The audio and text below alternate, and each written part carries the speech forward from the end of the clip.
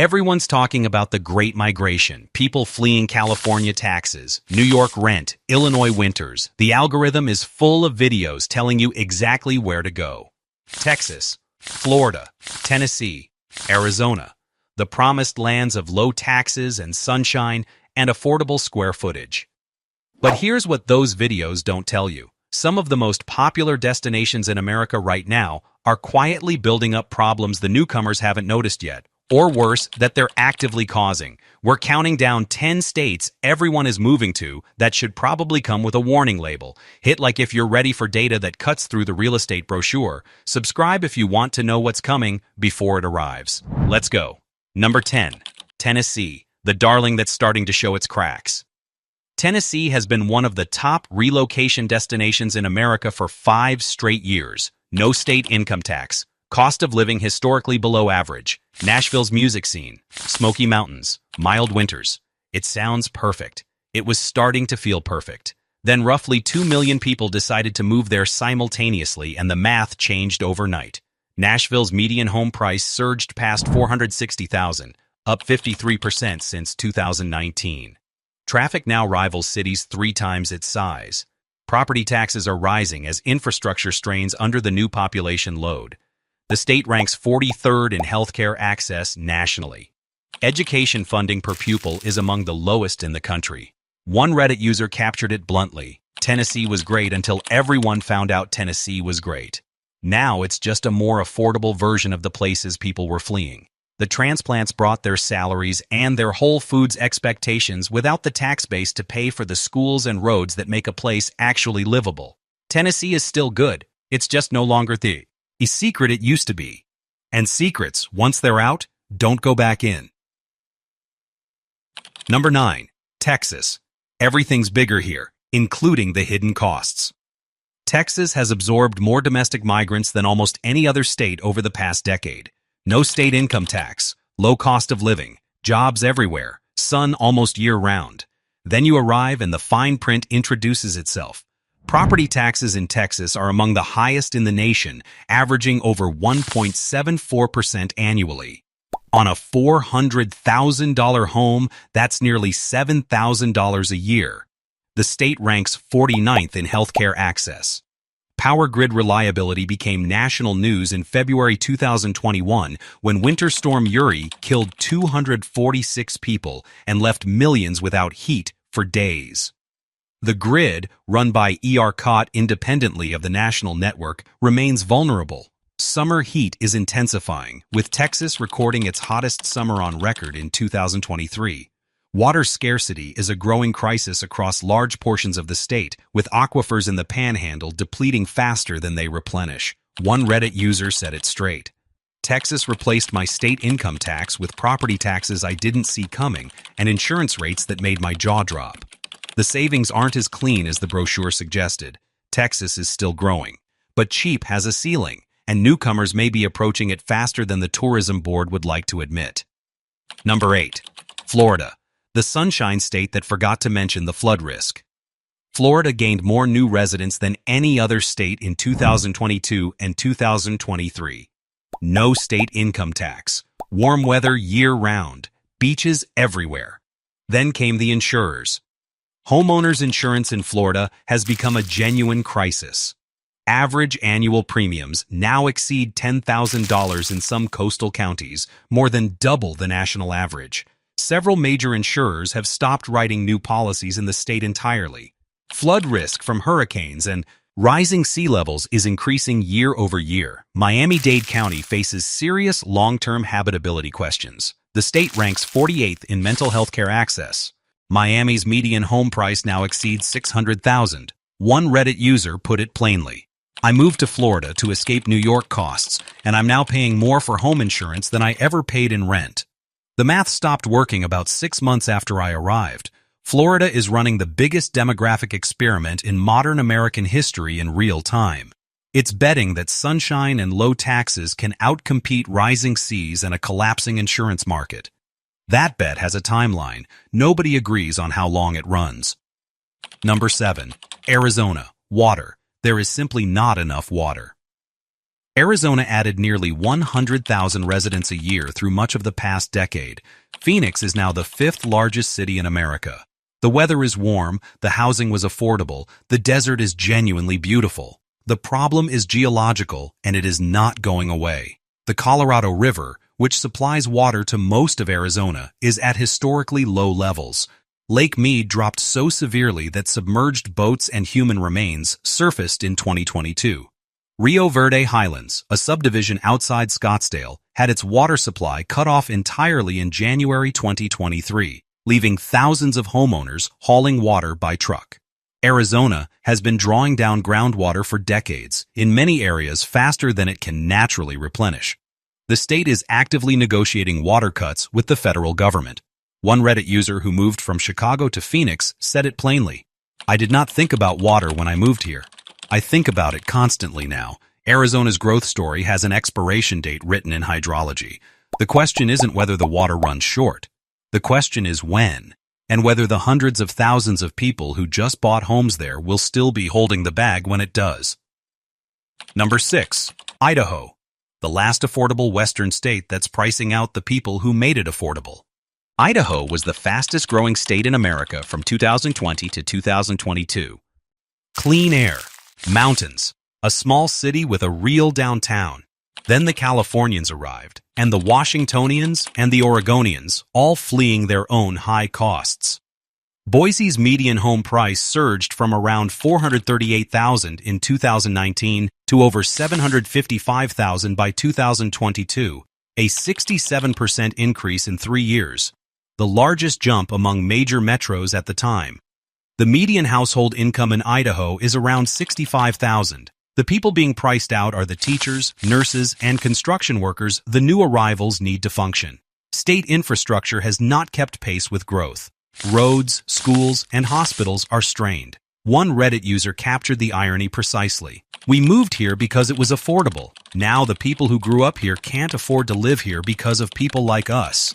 That is not a small thing to sit with. Idaho's identity is being rewritten in real time by people who came specifically to find the thing their arrival is slowly and quietly destroying. Number 5. North Carolina. The Research Triangle's price tag just arrived.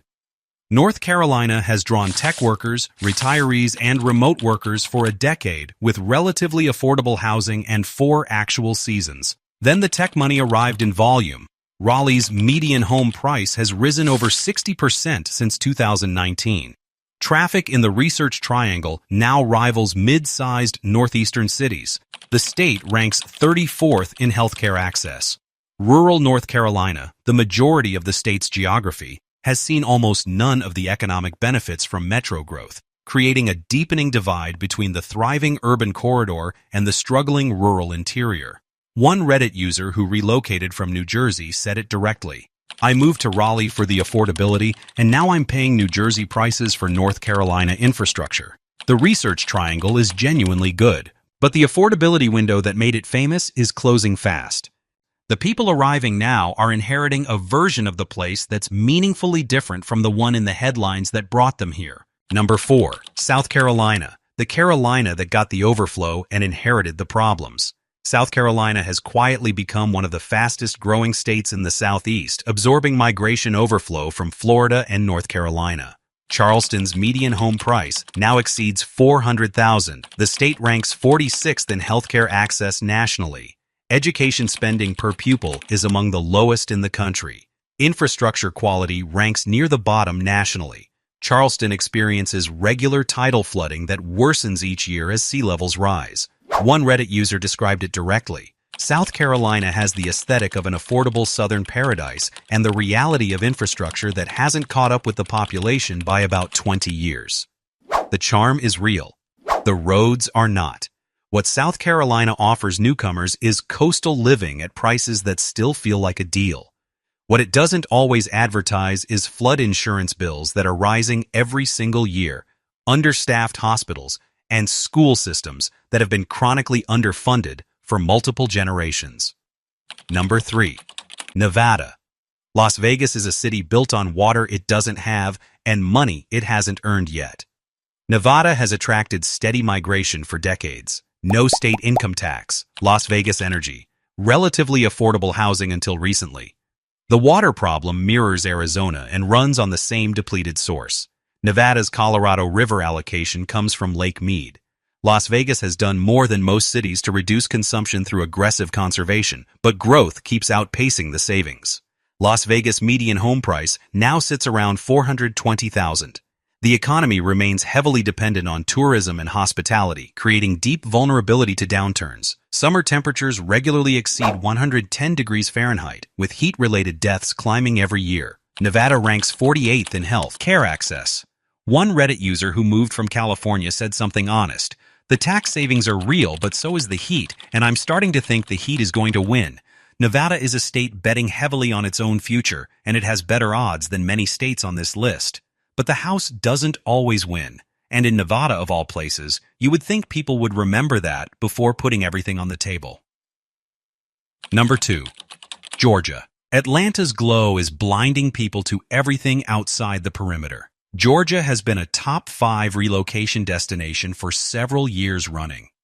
Atlanta has positioned itself as the cultural and economic capital of the New South. Film industry. Tech sector. Historically black college and university culture. Real affordability compared to coastal cities. The picture is genuinely compelling within Atlanta's geography. Step outside it and the story changes considerably.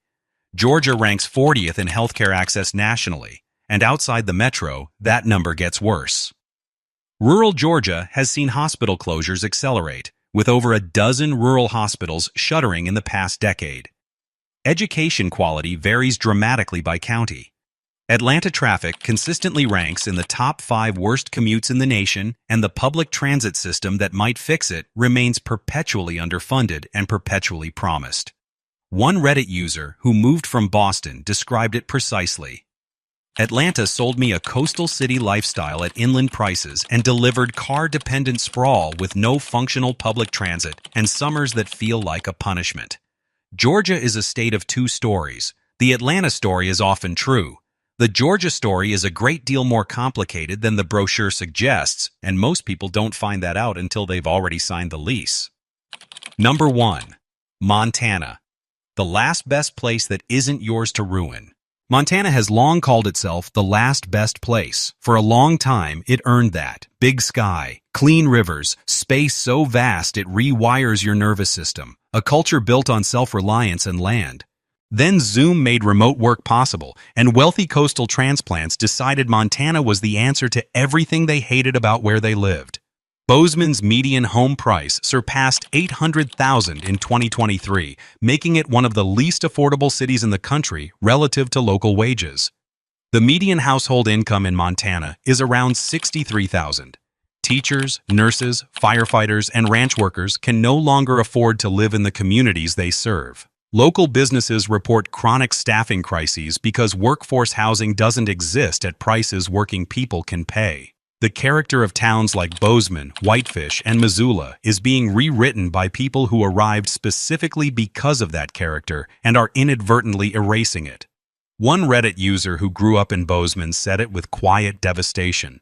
The thing you came here to find is the thing you're destroying by coming here. Montana doesn't have a housing problem. It has a values problem dressed up as a real estate market. And the people arriving in their Sprinter vans full of remote work optimism are the last ones who want to hear that. The Great American Migration is real, and it is not slowing down.